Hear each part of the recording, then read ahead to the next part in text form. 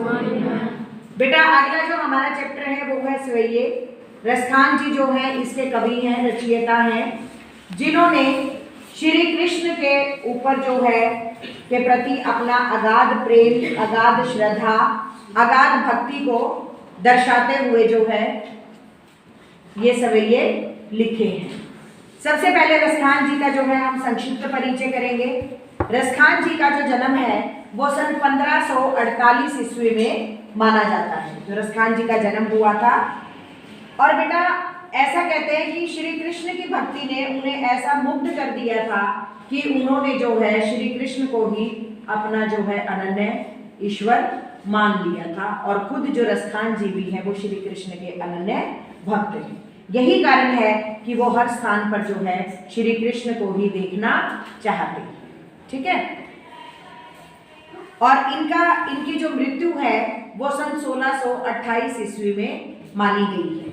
ठीक है जी। और इनकी जो मुख्य रचनाएं हैं वो है सुजान रसखान, प्रेम वाटिका, रसखान रचना। तो ये जो जितने भी हमारे पास यहाँ पर जो सवैये हैं, जितने भी कृष्ण और जो कृष्ण भूमि है उसके प्रति जो है रसखान जी ने अपना प्रेम दिखाया है, अपना समर्पण भाव जो है इन सवैयों के माध्यम से हमारे सामने प्रस्तुत हुआ है। तो बेटा यहाँ पर जो है वो ऐसा बढ़िया उन्होंने श्री कृष्ण के रूप सौंदर्य का भी चित्रण किया है और अपनी उनके प्रति जो है अगाध श्रद्धा और भक्ति को भी दर्शाया है कि, और साथ ही साथ ये भी बताया है अंत में कि जो गोपियां हैं वो उनके रूप माधुर्य के प्रति इतनी ज़्यादा आसक्त हो जाती हैं कि वो खुद स्वयं जो है श्री कृष्ण भगवान का रूप धारण करने की चेष्टा करती हैं और उनका रूप धारण करने के लिए जो तैयार हो जाते हैं। ठीक है जी। तो चलिए प्रारंभ करते हैं। मानुष हो तो वही रसखानी, बसो ब्रिज गोकुल गांव के द्वारन, जो पशु हो तो कहा बस मेरो चरो, नित नंद की धेनु मंझारन। पाहन हो तो वही गिरी को, जो कियो हरि छत्र पुरंदर धारन, जो खग हो तो बसेरो करो, मिली कालिंदी फूल कदम की डाल। बेटा यहाँ पर जो कवि रसखान जी वो क्या कहते हैं, श्री कृष्ण भगवान के प्रति अपनी अनन्य भक्ति को प्रकट करते हैं क्योंकि वो उनके अनन्य भक्त हैं। तो वो कहते हैं कि हे भगवान, अगर मैं मनुष्य के रूप में जन्म लूँ, रसखान जी कहते हैं कि अगर मैं मनुष्य के रूप में जन्म लूँ तो मुझे गोकुल के जो गोकुल गांव है उसके ग्वालों के रूप में उनके बीच में जन्म देना। ठीक है जी। अगर मुझे मनुष्य का रूप मिले तो कहाँ पैदा हूँ मैं? गोकुल के ग्वालों के बीच में, गोकुल गांव के ग्वालों के बीच में, अर्थात मुझे भी एक ग्वाले के रूप में अवतरित करना। फिर कहते हैं जो पशु हो तो कहा बस मेरो चरो नित नंद की धेनु मंझारन, कि अगर मुझे पशु बनाना हो तो कहा क्या बनाना? मुझे क्या बनाना? नंद की गाय बनाना, ताकि मैं उनके बीच रहकर चर सकूं, उनके साथ रहकर घूम सकूं। ठीक है जी। मनुष्य बनाना तो गोकुल गांव का ग्वाला बनाना, और अगर पशु बनाओ तो नंद बाबा की गाय के रूप में मुझे जन्म देना। पाहन हो तो वही गिरी को, जो कियो हरि छत्र पुरंदर धारन। कहते हैं अगर मुझे आप पत्थर बनाओ, पाहन और पाहुन। देखो बेटा यहाँ दो शब्दों का अंतर मैं बताती हूँ। अक्सर ऐसा पूछ लिया जाता है, जो हमारे यहाँ पठित गद्यांश पद्यांश आते हैं इस तरीके के जो है प्रश्न पूछ लिए जाते हैं कि पाहन हो तो, अगर मैं पत्थर हूँ तो, अगर मुझे पत्थर बनाओ, पाहन होता है पत्थर और पाहुन होता है अतिथि, मेहमान। ठीक है जी। तो अगर मुझे पत्थर के रूप में जन्म मिले तो मुझे उसी पर्वत का पत्थर बनाना जो भगवान श्री कृष्ण ने अपनी उंगली पर धारण किया था, अर्थात मुझे गोवर्धन पर्वत पर स्थान देना। आगे बात समझ में? अगर पत्थर बनूं तो गोवर्धन पर्वत का पत्थर बनाना। जो खग हो तो बसेरो करो, मिली कालिंदी फूल कदम की डारन। वो कहते हैं कि अगर मुझे पक्षी के रूप में जन्म मिले तो मुझे यमुना नदी के तट पर जो वृक्ष है उसके ऊपर मेरा बसेरा। आगे बात समझ में? यस? किसी को कोई संशय इसमें? दोबारा रिपीट कर देती हूँ कि अगर मनुष्य के रूप में जन्म मिले तो गोकुल गांव के ग्वालों के रूप में जन्म देना, अगर मुझे पशु के रूप में जन्म मिले तो नंद बाबा की गाय के रूप में जन्म देना, और अगर मेरे को पत्थर बनाना हो तो किसके ऊपर, गोवर्धन पर्वत पर स्थान देना। अगर मुझे पक्षी बनाना हो तो क्या करना, यमुना नदी के तट पर जो पेड़ है उसके ऊपर स्थान देना। आगे बात समझ में, आगे है, या लकुटी अरु कामरिया पर राज तिहु पुरको तजिडारो, आठों सिद्धि नौ निधि के सुख नंद की गाय चराई बिसारो, रसखान कबो इन आखिन सो ब्रज के बन बाग तड़ाग निहारो, कोटि के कल धोत के धाम करील के कुंजन ऊपर वारो। वो कहते हैं कि एक श्री कृष्ण भगवान की लकड़ी और उसके कंबल के ऊपर तो मैं पूरा का पूरा राज न्योछावर करने के लिए तैयार हूं। कहते हैं कि मुझे जो नंद की गायें चराने में जो सुख मिलेगा उसके लिए मैं 8 निधि, 8 जो है वो निधियां मानी, सिद्धियां मानी गई हैं और 9 जो है वो निधि मानी गई है, खजाना माना गया 9 प्रकार का, जिसमें हमारे नीरे ज्वारात आदि आते हैं, नग आदि आते हैं।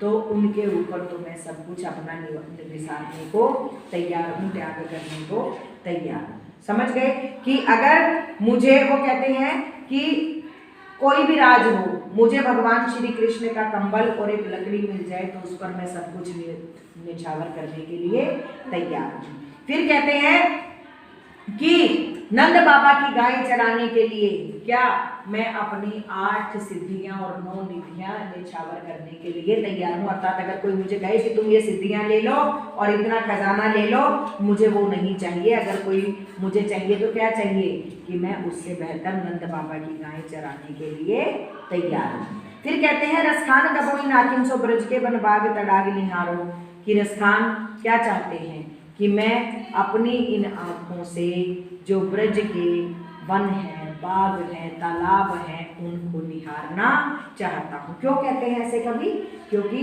उन्हें लगता है कि वहाँ पर श्री कृष्ण भगवान का निवास है। ये सारी चीज़ें श्री कृष्ण भगवान से जुड़ी हुई हैं और वो इन पर अपना सब कुछ न्यौछावर करने के लिए तैयार है। आगे आपको समझ में बात, ठीक है जी। कोटि के कल धोत के धाम करील के कुंजन ऊपर वारो, वो क्या कहते हैं कि मैं जो ये कंटीली झाड़ियां हैं, कहाँ की, वृंदावन की, ठीक है जी, गोकुल की जो कंटीली झाड़ियां हैं उनके ऊपर मैं सब कुछ न्यौछावर करने के लिए तैयार हूँ।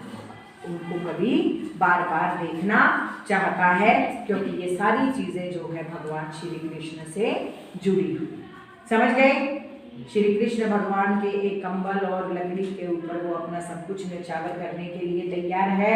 वो सारी निधियां और जितनी भी सिद्धियां हैं वो न्यौछावर करने के लिए तैयार है, लेकिन चाहता है कि वो गोकुल की गायें चराए। और रसखान जी चाहते हैं कि वो इन आँखों से ब्रज के जो वन हैं, जो तालाब हैं, उन सारी चीज़ों को निहारते रहे, वो उनको बार बार देखना चाहते हैं और वहाँ की कंटीली झाड़ियों के ऊपर सब कुछ न्यौछावर करने के लिए तैयार है। अर्थात बड़े बड़े महल भी न्यौछावर करने को तैयार हैं।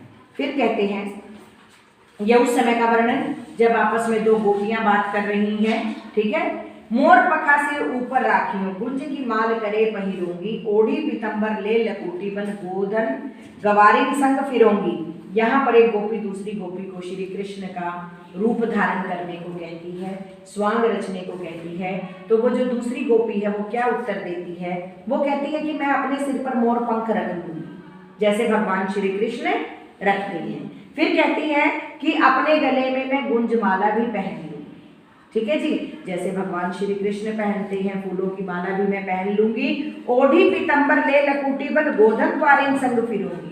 वो कहती है कि मैं अपने तन पर पीले वस्त्र ओढ़ कर जो है हाथ में लकड़ी लेकर गाय भी चरा लूंगी, क्योंकि भगवान श्री कृष्ण ऐसा करते हैं।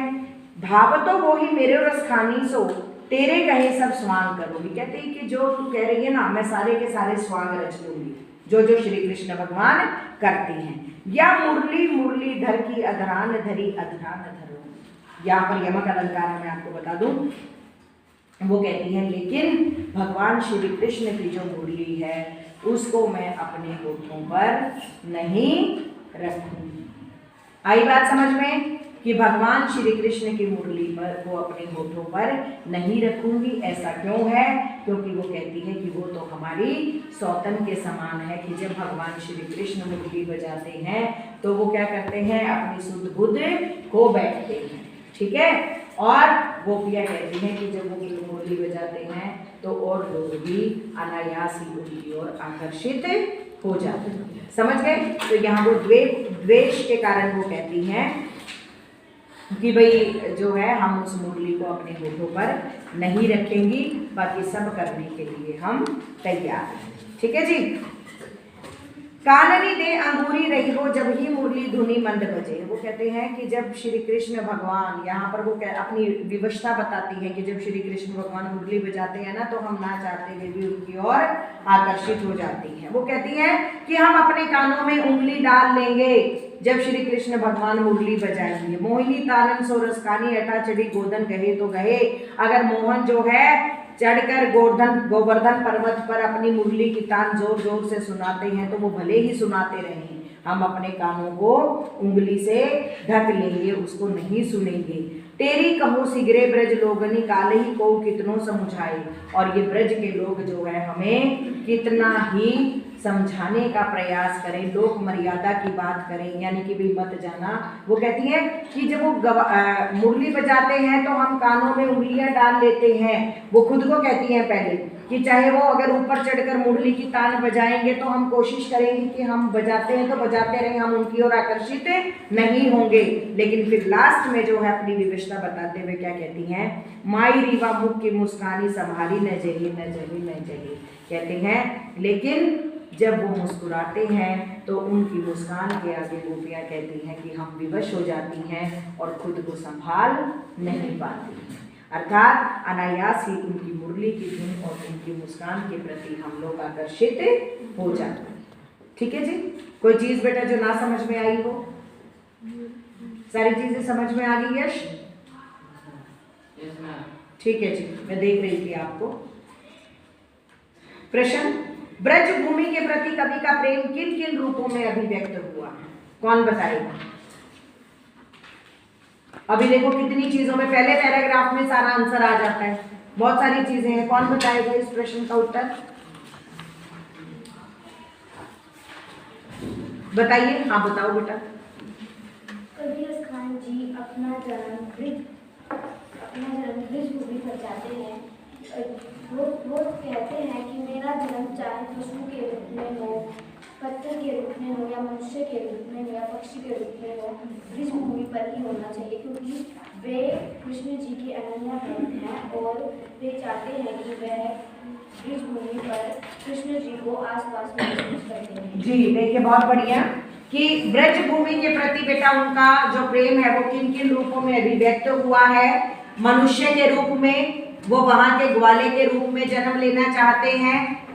पत्थर के रूप में वो गोवर्धन पर्वत पर स्थान पाना चाहते हैं। पशु के रूप में वो नंद बाबा की गायों के बीच स्थान पाना चाहते हैं। और पक्षी के रूप में वो यमुना नदी के तट पर अपना बसेरा चाहते हैं। तो इस प्रकार जो है रसखान जी श्री कृष्ण जी के अनन्य भक्त हैं और उन्होंने अपने प्रेम को प्रकट किया है। ठीक है जी।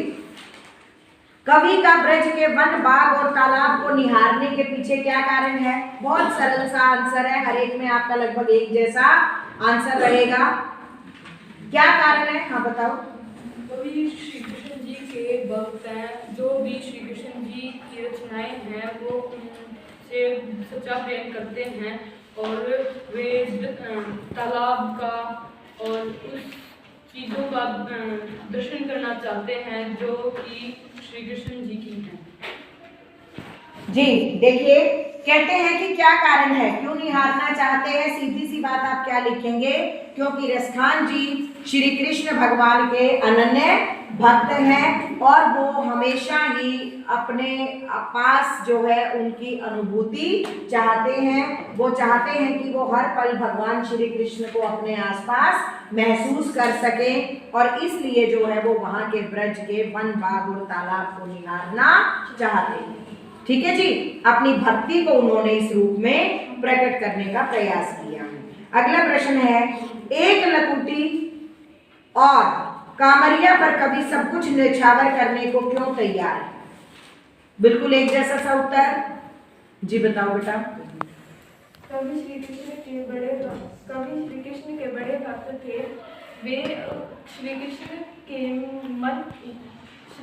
के वस्तुओं के प्रति उनके दिल में श्रद्धा थी, वह श्री कृष्ण की लाठी और कंबल के लिए सब कुछ न्यौछावर कर सकते थे। जी, क्योंकि वो भगवान श्री कृष्ण के अनन्य भक्त हैं, ये चीज तो आपको लिखनी है, ठीक है। उनके मन में श्री कृष्ण भगवान के प्रति जो है अगाध श्रद्धा का भाव था, अगाध भक्ति का भाव था, और यही कारण है कि वो उनकी एक लकुटी और कमरिया कंबल को पाने के लिए और एक लकड़ी को पाने के लिए 8 सिद्धियां और 9 निधियां भी न्यौछावर करने को तैयार है, ठीक है जी। बेसिकली बेटा क्या इस प्रश्न का उत्तर यहाँ पर उभर कर आता है कि भगवान श्री कृष्ण के जो है रसखान जी अनन्य भक्त हैं और वो हमेशा ही उनकी अनुभूति चाहते हैं या अपने आप को श्री कृष्ण के आसपास रखना चाहते हैं, ठीक है जी। आपके विचार से कभी पशु पक्षी पहले वाला प्रश्न भी है, सखी ने गोपी से कृष्ण का कैसा रूप धारण करने को आग्रह किया था, अपने शब्दों में लिखिए। हाँ बेटा बताओ। एक सखी ने दूसरी गोपी से कहा कि तुम कृष्ण जी को ले जाने के लिए उन जैसा वेश बना लो, तो गोपी ने उत्तर दिया कि वह कृष्ण की तरह अपना वेश बना लेगी, अपने सर पर मोर रख लेगी, और पर कृष्ण जी की मुरली अपने होठों पर नहीं रखेगी क्योंकि वह मुरली उनकी शक्ति है। जी बहुत बढ़िया से इन्होंने उत्तर दिया कि सखी ने गोपी से कृष्ण का रूप कैसा धारण करने को कहा, और उसने क्या कहा कि वो सिर पर मोर पंख भी धारण कर लेगी, वो अपने गले में गुंज की माला भी पहन लेगी, पीले वस्त्र भी पहनकर गाय भी चरा लेगी, ठीक है, लेकिन अपने होठों पर मुरली को धारण नहीं करेगी क्योंकि यह मुरली उनकी शत्रु, ठीक है बेटा। इस तरीके से प्रश्न का उत्तर रहेगा। फिर है आपके विचार से, आवाज नहीं भाई, अगर कोई चीज पूछनी है तो प्लीज मुझसे पूछ लीजिए।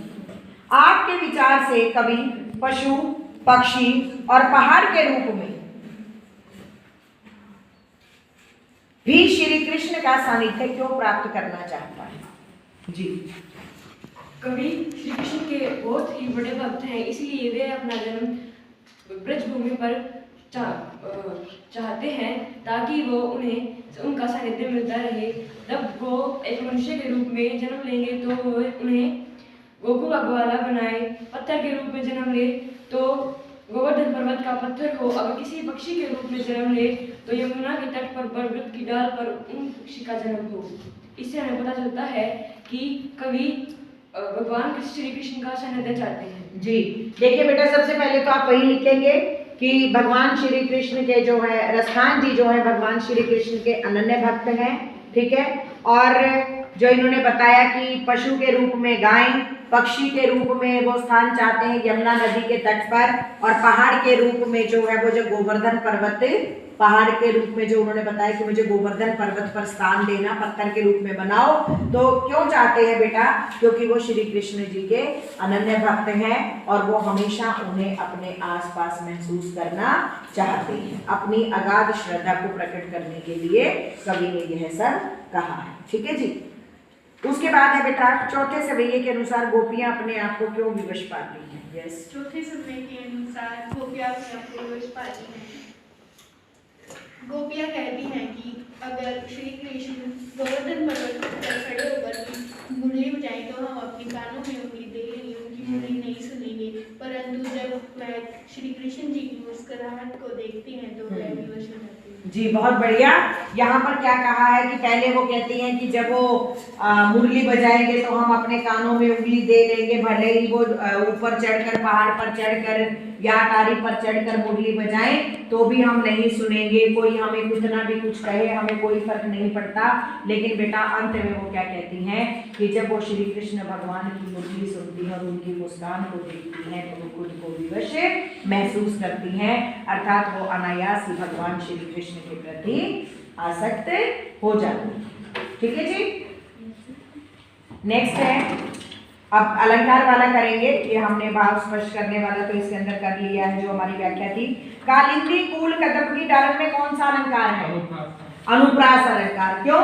क्योंकि यहाँ पर बार बार क वर्ण की आवृत्ति हो रही है, ठीक है जी। अब देखो यहाँ पर भी काव्य सौंदर्य, देखो अगले में भी आप वो बता सकते हो अलंकार। या मुरली मुरली धर की अधरान धरी अधरान धरूंगी, कौन सा अलंकार है? यमक अलंकार। अधरान और अधरा, ठीक है ना। तो यहाँ पर जो है एक शब्द का 2 बार प्रयोग हुआ है, लेकिन दोनों के अर्थ अलग अलग। आगे बात समझ में? तो इस प्रकार यहाँ पर यमक अलंकार है। तो बेटा आज ये क्वेश्चन आंसर और सवैये, अगर किसी को कोई चीज नहीं समझ में आई है तो आप दोबारा पूछ सकते हैं। क्लियर? धन्यवाद।